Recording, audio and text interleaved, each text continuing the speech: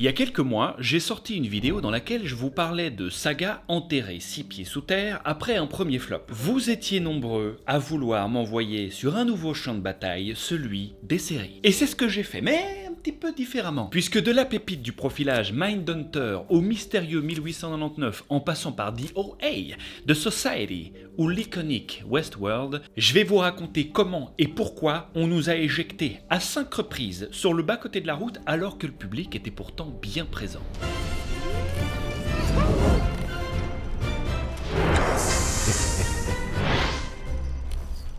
Si vous n'étiez pas encore au courant, vous pouvez me retrouver dès maintenant sur ma deuxième chaîne YouTube ainsi que tous les jeudis à 20h sur Twitch. Bisous. Commençons tout de suite par celle qui des 5 me reste le plus en travers de la gorge. Je vais pas vous mentir, ça m'a gavé cette histoire. Pour ceux qui ne connaissent pas encore cette série, je peux d'ores et déjà vous inviter à rattraper votre retard et aller mater les 2 saisons de cette pépite. Ça vous permettra de prendre votre pied et puis d'inexorablement rejoindre le club des castrés dont nous faisons déjà partie. Voilà. Alors, qu'est-ce qu'elle raconte cette série ? La série nous plonge dans les débuts du profilage criminel au FBI. On suit 2 agents dans les années 70 qui parcourent les États-Unis pour interviewer certains des criminels les plus dangereux. Leur objectif ? Comprendre la psychologie des tueurs en série afin d'utiliser ces connaissances pour anticiper et réduire de futures enquêtes. La série est produite et réalisée par David Fincher et s'inspire du travail réel de John Douglas, pionnier du profilage criminel. Elle reprend donc les vraies méthodes fondées sur des entretiens avec des vrais serial killers comme Charles Manson, David Berkowitz ou Ed Kemper. Et je me souviens d'ailleurs, entre toutes les autres qualités de la série, on y reviendra, du casting particulièrement juste de la série. Something called Helter Skelter. You know nothing about... Yeah, I know about Helter Skelter. It was a song that some people sang. I just tried to help them stand up. And they stood up, went out, and killed 7 innocent people. So now it's my fault? It's my fault that your children do what they do? Non seulement il ressemblait de ouf, mais l'acting, la direction d'acteur était au poil. De quoi bien nous laisser en sueur avant d'aller pioter, tu vois un petit peu l'idée ? I'm someone who has been a murderer for almost 20 years. I'm just an extremely accomplished murderer. Diffusé sur Netflix entre 2017 et 2019, Mindhunter était prévu sur 5 saisons, mais n'en comptera finalement que 2. La première s'attarde vraiment sur les débuts du profilage, les premières interviews, les premières théories, c'est presque de la recherche scientifique mais version criminelle. Saison 2, on change un peu de rythme. Là, on a une vraie grosse affaire de tueurs en série qui prend de la place. L'ambiance devient beaucoup plus lourde et beaucoup plus dérangeante. En fait, la force et la faiblesse de la série, c'est qu'il n'y a pas d'action spectaculaire ni de grands retournements de situation. Tout passe par des dialogues crus et intenses, accompagnés d'une espèce de plongée dérangeante dans la psychologie des criminels que subissent de plein fouet notre duo de flics. I just remember her begging for mercy. La série est un carton critique, 8.6 sur IMDb, atteignant même 99% sur Rotten Tomatoes en saison 2. Pourtant, après seulement 2 saisons de 10 et 9 épisodes, Netflix décide d'annuler la suite de la série. Alors qu'on est en pleine intrigue, bordel, je le rappelle! L'annulation est principalement due à des raisons financières, sans surprise aucune, mais ce qui est intéressant avec Mindhunter, c'est qu'on est sur l'exemple parfait de la série trop finement travaillée pour être prolongée. Je m'explique. David Fincher est un réalisateur qu'on ne présente plus. Seven, Fight Club ou The Social Network ont tous été réalisés par ces petites mimines talentueuses. Et c'est pas qu'il est exigeant, l'homme est d'un perfectionnisme extrême sur cette série. Il n'hésite pas à tourner une même scène des dizaines voire des centaines de fois, jusqu'à capter l'exacte émotion, le bon rythme. Il réécrivait des dialogues entre 2 prises, ajustait l'éclairage en permanence, bref, on est loin d'une production télé classique. Résultat, tout ça, ça prend du temps supplémentaire. Ça allonge le temps de tournage, sans même parler de la post-production, ça coûte un blé monstre, d'accord ? Bien plus qu'il n'en rapporte, malheureusement. Chaque épisode coûtant plusieurs millions de dollars. Alors la série a beau être un petit biscuit délicieux, à grignoter un vendredi soir, là n'est pas la question. Elle ne touche pas un public suffisamment large. Trop lente, trop exigeante, voire parfois juste jugée trop expérimentale, la série n'était tout bonnement pas assez grand public pour Netflix. Mais si la course au profit ne dominait pas autant ce marché, Netflix aurait très bien pu se dire bon allez, je la termine proprement, d'accord, c'est quand même David Fincher, après tout, on rentrera pas dans nos frais, mais bon, c'est une belle vitrine prestigieuse. Et puis après tout, bon, c'est pas comme si on manquait de blé, Non, juste non, en fait. Malheureusement, à cette époque, Netflix commence à privilégier des séries moins coûteuses, plus accessible et puis surtout plus virale. Des séries qui explosent rapidement, dont tout le monde parle. On abandonne donc des séries de talent après 2 saisons pour voir débarquer chaque mois un nouveau Love Island ou Temptation Island, hein, voilà, ça y a pas de problème Netflix, hein. Mais on peut pas les tenir pour seuls responsables. Quand on voit le genre de contenu qui est viral sur les réseaux sociaux, c'est ce qui intéresse le plus Netflix aujourd'hui, la viralité. Alors j'espère, hein, que vous profiterez bien de la dernière télé-réalité sur Netflix ce soir. Non mais réfléchissez bien, c'est tout ce que je peux vous dire. Résultat, pour Mindhunter, le projet a été mis en pause, les acteurs ont été libérés, et cette fameuse saison qu'on attendait tous, elle a jamais vu le jour. Et le plus emmerdant évidemment dans une œuvre qui se finit trop tôt, c'est quoi? C'est qu'on est là, comme ça, sur le bas-côté, hein. On attend, on a plein de questions sans réponse, mais enfin bon, c'est pas grave, on va attendre, hein. Non mais pour ceux qui ne l'ont pas vu, pour bien que vous compreniez le problème, hein, c'est que depuis le tout premier épisode, la série nous balance des scènes bizarres, d'un mec quelque part dans le Kansas, hein, qui fait des bails de plus en plus chelous, il fait des rituels, il s'habille en lingerie, il brûle des preuves. Toi, au début, t'es là, tu comprends pas trop, mais c'est pas grave, t'attends un peu, tu te dis ça va un petit peu se déceler plus tard, quoi. Puis petit à petit, en avançant dans la série, tu fais le lien, hein, tu réalises que ce gars, c'est Dennis Rader, le BTK killer. Et là, en parallèle des agents du FBI qui affinent leurs méthodes, etc., tu te dis oh, ok, ils sont en train de préparer quelque chose de lourd, les gars, lourd. Sauf que non, il n'en est rien puisque ça n'arrivera jamais sur nos écrans. Voilà, à ce jour, malgré un pressing des fans continu, hein, et une rumeur de chance infime de voir un jour une suite déclinée en 3 films de 2 heures chacun, aucun projet concret ne semble se pointer à l'horizon. Alors vous validez pas la saison 3, hein? Désolé David, tu sais on t'aime bien ici, hein. Bande de merde, vous bousillez l'industrie. Arrête ta série mais on finance ton prochain film David. Sérieusement? T'as déjà un nom, quelque chose? The Killer avec Michael Fassbender. Je veux une avant-première à la Mostra de Venise, vous m'entendez? Moi, vous intéresse pas tant, mais enfin banco. Vous avez raison, bon sang, un film c'est tellement mieux. Un an avant Mindhunter sortait une autre série qui allait marquer le public pour 2 saisons également. Dis donc le chiffre 3 il est maudit chez Netflix, hein? Jamais 2 sans 3. Me ferme-la. T'es pas dans Mindhunter. On y va? On continue? Souvent comparées à Stranger Things, les 2 séries partagent quelques points communs. Une héroïne marquée, des phénomènes étranges et une plongée dans une réalité alternative. Sauf que très vite, tu captes qu'on va pas assister à une amourette de branleur de radio dans DOA, hein? Hop là, balle perdue pour la saison 3 foutue de Stranger Things, hein. Pour ça vous avez du pognon, hein, c'est ça, hein. Pardon, excusez-moi. Dans DOA, on suit l'histoire d'une jeune femme au passé mystérieux, marquée par des expériences de mort imminente. Elle se fait enlever par un gars tout aussi mystérieux qui lui fera subir des expériences où elle et d'autres captifs meurent avant de revenir à la vie en permanence. Au cours des 2 saisons, nos héros vont évoluer au travers de plusieurs dimensions et de réalités parallèles jusqu'à, évidemment, s'arrêter sur un bon petit cliffhanger défamé. Non mais c'est quoi ce bordel encore? C'est chez moi! Rien à voir avec mon entrée surprise, hein, ça c'est du vrai spectacle. Pardon, hein, bientôt que je suis là, hein, laissez-moi vous dire une chose. Vous payez des dizaines d'euros pour voir des séries annulées à tous les coins de rue alors que 3 € par mois, voilà le montant que vous ne dépasserez pas pour bénéficier de tous les avantages de NordVPN. Pour 10 appareils en simultané, hein, donc moins de 30 centimes par appareil, ça va à la vie? Petit rappel du pourquoi vous devriez essayer d'abord le chiffrement des données. Dans un monde où l'IA et Internet s'infiltrent de plus en plus dans votre vie privée, il est grand temps de renforcer votre confidentialité sur Internet en masquant votre navigation au quotidien. À moins que vous cherchiez à devenir populaire sur le dark web, évidemment. Notre outil de surveillance effectue des analyses en continu et vous avertit si vos identifiants sont exposés. Et si tu t'en fous de ça, alors peut-être que la possibilité, je ne sais pas, de regarder des programmes qui sont bloqués chez toi t'intéressera, hein? Coquin inconscient, va! Avec NordVPN, tu peux changer la géolocalisation en ligne où tu souhaites et profiter des programmes locaux. Si t'habites en France, au lieu d'attendre que Zootopie 2 soit dispo, connecte-toi en Belgique et mate ça dès ce soir sur Disney+. Bon, je peux continuer maintenant? Il est insupportable celui-là, hein. Je te filerai jamais d'abonnement à toi, hein. Par contre vous, là je vous offre 4 mois d'abonnement gratuit sur votre abonnement de 2 ans, comme ça, là tout de suite. Allez en description, je ne regarde pas, allez-y, vous y avez été ou pas? Profitez-en bien, bisous. La série termine sur un twist inattendu qui repousse le délire des dimensions. Les personnages arrivent dans une nouvelle réalité et deviennent les acteurs eux-mêmes. C'est-à-dire que la jeune femme devient Brit Marling, la vraie actrice dans la vie, le méchant kidnappeur devient Jason Isaacs, le vrai acteur en chair et en os, et se retrouvent ensemble sur le tournage d'une série qui est en fait DOA.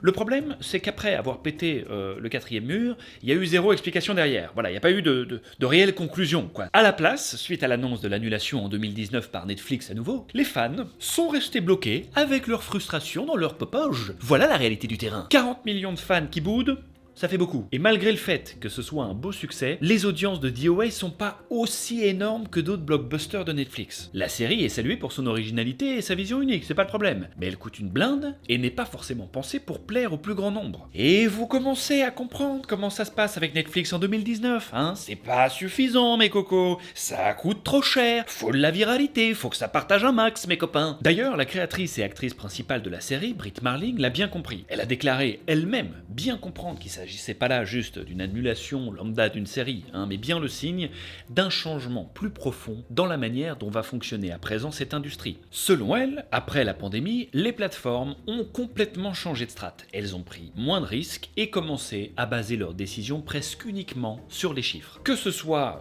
Netflix ou Disney+, la majorité des gros acteurs du milieu du streaming ont annulé plusieurs projets, voire carrément supprimer certains de la plateforme, on le verra plus tard avec HBO, notamment pour des raisons fiscales, afin de réduire au mieux les coûts, hein, notamment. C'est plus forcément la créativité qui compte, en somme, mais la rentabilité avant tout. Pourtant, à l'image du cinéma traditionnel, hein, c'est important de ne pas compter que sur les gros succès commerciaux. Regardez par exemple Une bataille après l'autre avec DiCaprio, c'est un film génial, et pourtant au box-office, le film est pas rentable. Toujours est-il qu'avec des épisodes coûtant entre 6 et 8 millions en moyenne et une ambition de clôturer la série en 5 saisons, Netflix a préféré en rester là. Pourtant, et c'est pas toujours le cas, hein, la plateforme a bien proposé une solution pour terminer l'histoire. Ce que je peux vous proposer, c'est un seul et unique film. Voilà, c'est tout ce que je peux faire. Malheureusement, les créateurs de la série ont préféré rester sur une saison 2 inachevée pour le moment, hein, plutôt que de partir sur un film qui, selon eux, ne leur laisserait pas assez de temps pour réellement conclure l'histoire correctement. Faut dire que Zal Batman-Glige, le co-créateur de la série,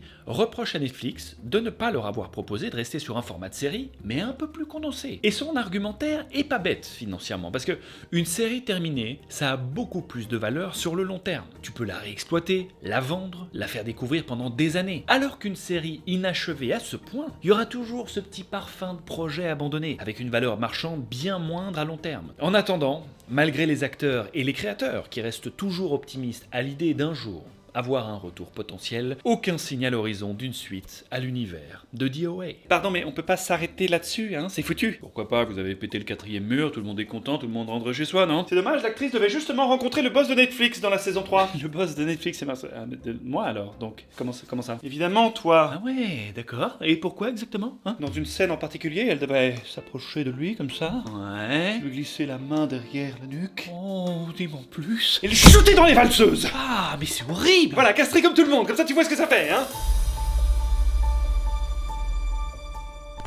Ok, celle-ci, c'est LA série la plus populaire de la liste. Non, parce qu'il faut bien comprendre un truc. Tous les X temps, il y a une série qui explose et qui devient un phénomène mondial. Il y en a plein qu'on peut citer. Breaking Bad, Game of Thrones, Stranger Things, The Walking Dead, voire même The Last of Us, bien sûr. Et pourtant, on dirait bien qu'aujourd'hui, HBO voudrait presque qu'on oublie l'une de ses séries phares, Westworld. C'est pas qu'elle est à l'arrêt, tu peux la retrouver sur la plateforme si t'as envie. Non, elle n'est même plus disponible sur HBO, d'accord? Si tu veux la mater, faut aller sur une autre plateforme, t'y crois ça? Et pourtant, tout avait si bien commencé, avec une première saison qui débarque en 2016. Le concept de cette série créée par Jonathan Nolan, le frangin de Christopher, hein, le concept est simple mais super fort. Westworld est un parc d'attractions qui plonge ses visiteurs fortunés dans un Far West ultra réaliste peuplé d'androïdes à l'enveloppe humaine qu'on appelle hôtes. Pour seulement 40 000 $ par jour, ils peuvent y vivre leurs fantasmes sans la moindre conséquence. Coucher avec qui ils veulent, tuer qui ils veulent, il y a zéro limite puisque dans tous les cas,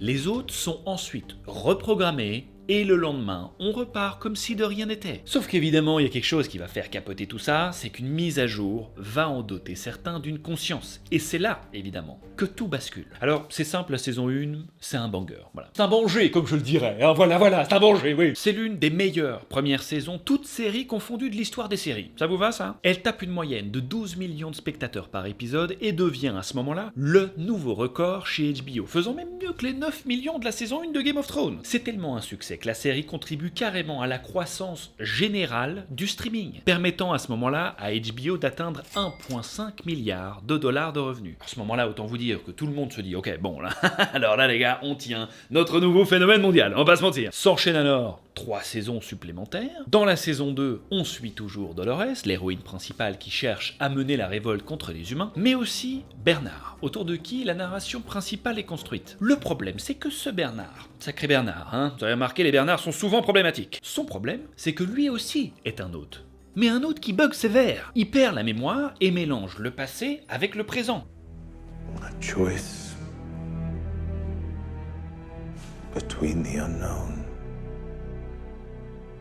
Alors quand t'es sur une série qui s'amuse à mélanger les temporalités, je peux vous dire que ça devient vite un bazar pour le spectateur. En fait, pour ceux qui n'ont jamais vu la première saison, Westworld propose un récit qui n'est pas raconté dans l'ordre. En réalité, t'assistes à un entrelacement de plusieurs timelines différentes sans que la série ne te le précise. Tout est mélangé, d'accord? Tire ton plan. Alors au début, ça fonctionne à merveille pour la majorité des spectateurs, sauf qu'en saison 2, avec un narrateur qui commence à bugger, qui perd un peu la boule, et qui mélange tout, ça devient vite complexe à suivre. Et la série devient rapidos, un puzzle, ça devient un puzzle beaucoup trop difficile à suivre pour énormément de spectateurs. En termes d'audience, il y a un recul notable, avec plus ou moins 10 millions par épisode, mais ça reste quand même une série phare. 10 millions, ça reste énorme. Malheureusement, les saisons 3 et 4 s'apprêtent à faire dégringoler les audiences. La saison 3 marque un tournant de la série en quittant le parc pour un monde réel contrôlé par une IA qui dirige la vie des humains. Big up à notre Vincent Cassel national, évidemment je ne suis pas français, je l'ai déjà dit, c'est ou pas? Mais soutien quand même. Quant à la saison 4, elle aboutit sur un monde pratiquement détruit,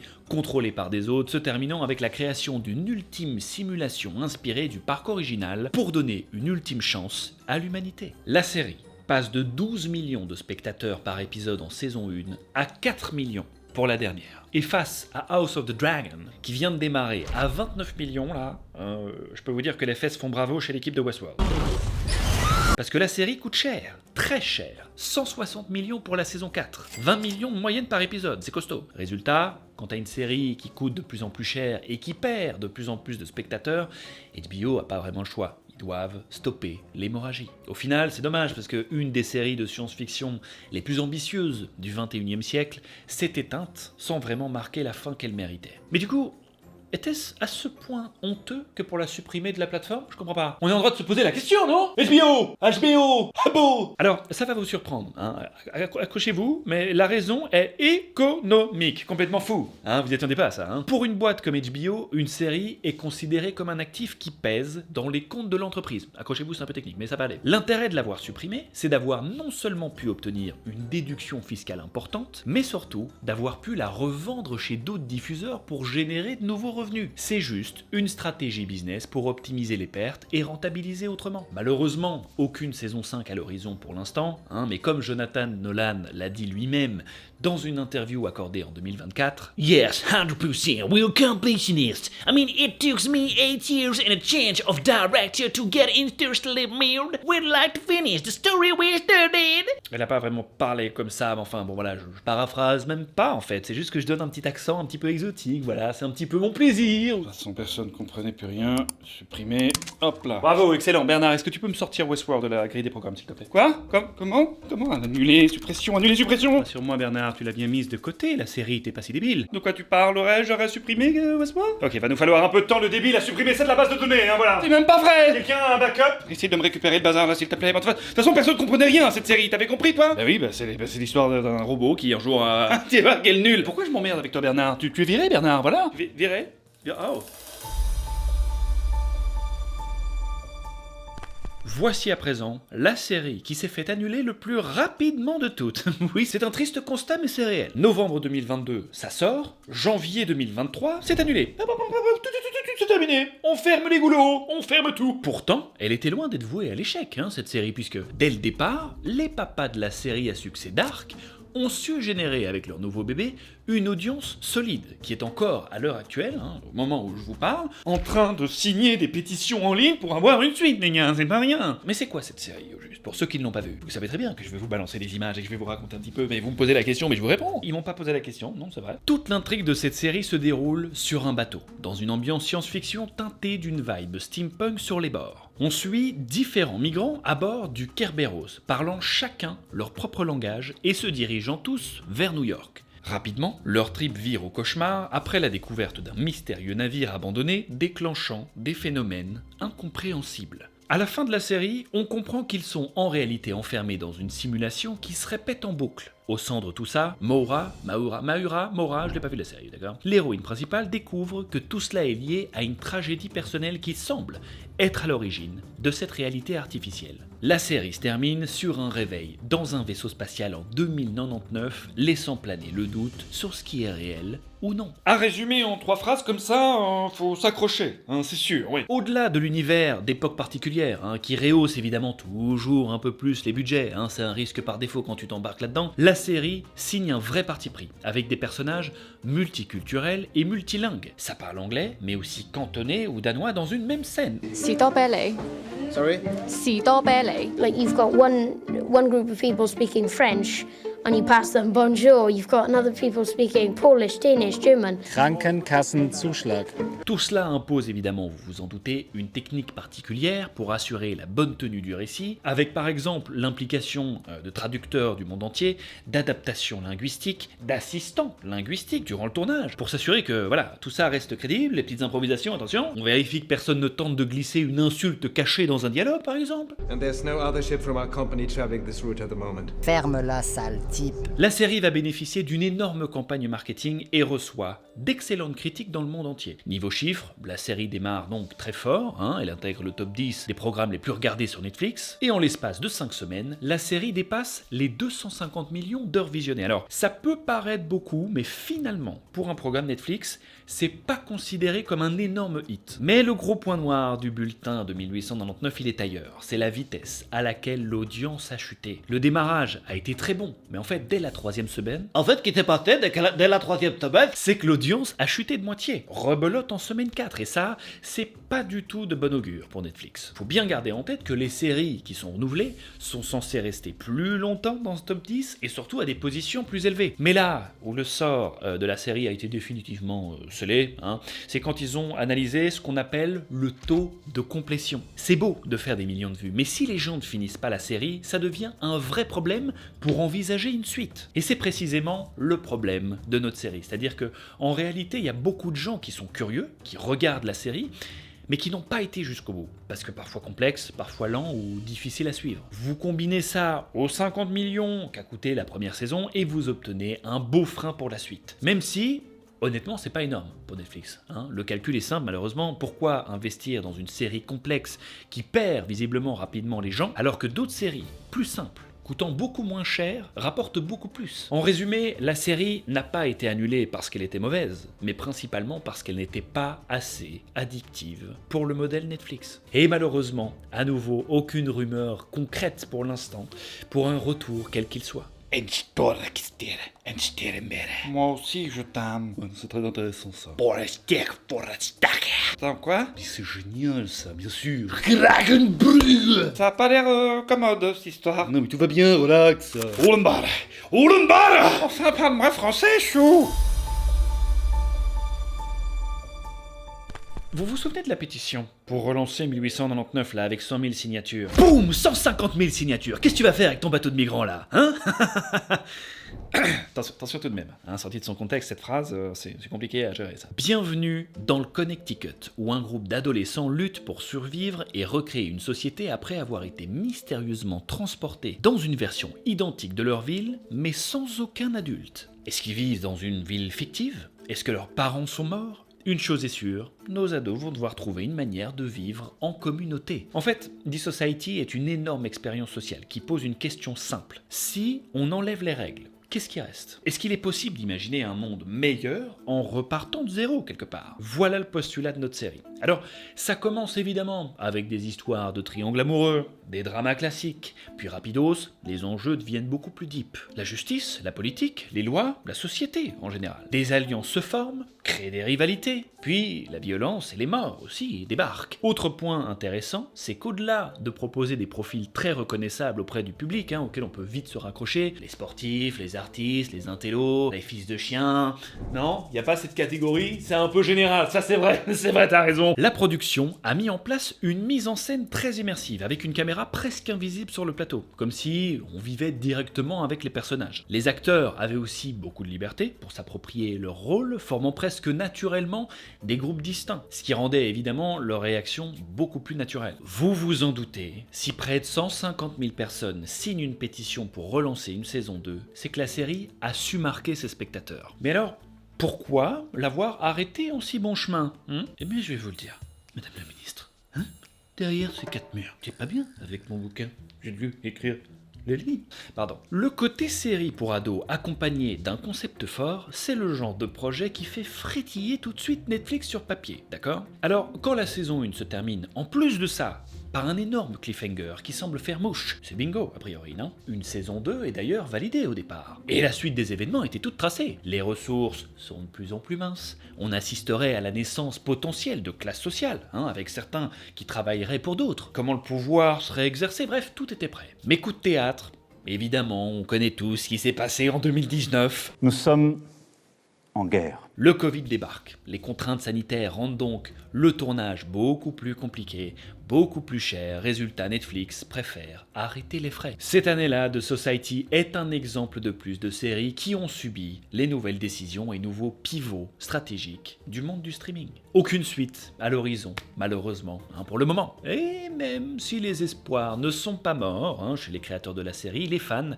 ne peuvent qu'espérer voir leur pétition porter leurs fruits. Combien on est là du coup ? Non mais là c'est une dinguerie là, genre on doit être une centaine en fait, un peu plus peut-être. Combien de mal ? De mal ? Ok, j'en sais rien en fait. Peu importe, on a une lourde responsabilité, Jenny. Retrouver nos parents. Repeupler le Connecticut. Quoi ? Repeupler les États-Unis d'Amérique, Jenny. Enfin on sait même pas ce qui se passe encore ici, enfin ressaisis-toi Rodolphe ! Appelle-moi Rododo, Jenny, bienvenue dans le nouveau monde.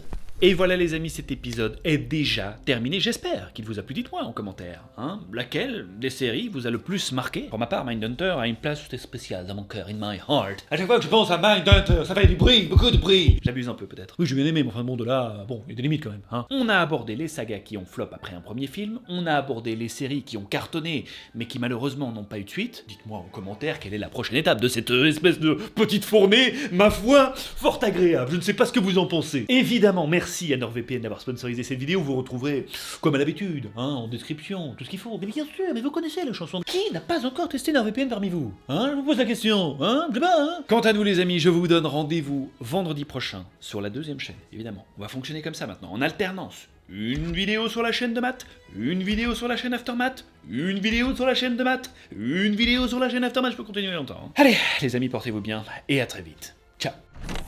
See you next time.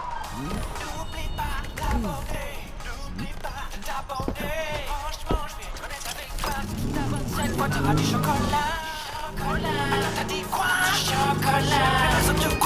chocolat, allez arrête ça! Du chocolat.